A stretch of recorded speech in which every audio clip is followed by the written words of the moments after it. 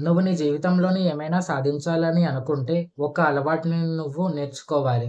అది ఏమనగా, మన మనసులో ఉన్న విషయాలని కార్యరూపం దాల్చడాన్ని నేర్చుకోవాలి.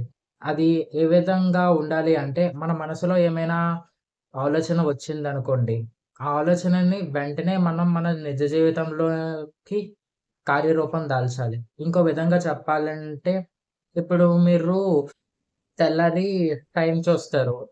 6 అవుతది, 7 అవుతది. ఇంకొక 5 నిమిషాలు పడుకోవచ్చు. ఇంకో 10 నిమిషాలు పడుకొని లెగుస్తాను అని అనుకోని పడుకోవడం ఒక సిట్యుయేషన్ అయితే, ఇంకో సిట్యుయేషన్‌లో తెల్లారైంది తొందరగా లెగాలని వెంటనే లెగడం.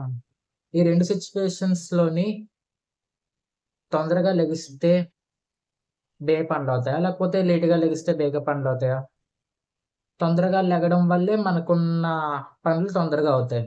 ఇదే విధంగా మన జీవితంలోని మనం ఏమైనా పనులు చేయాలంటే, వాటిని ఆలస్యంగా మొదలుపెట్టడం కన్నా, వాటిని తొందరగా మొదలుపెట్టి, తొందరగా ముగిస్తే మనం వేగంగా ముందుకు వెళ్ళగలము. ఇంకో విధంగా చూడాలంటే, ఇప్పుడు మీరు ఒక పనిని చేస్తున్నారనుకోండి. ఆ పని ఎలా చేయాలి? ఎందుకు చేయాలి? ఏమేం కావాలని ముందే మీరు సిద్ధం చేసుకుంటే, దాన్ని త్వరగా పూర్తి చేయొచ్చు.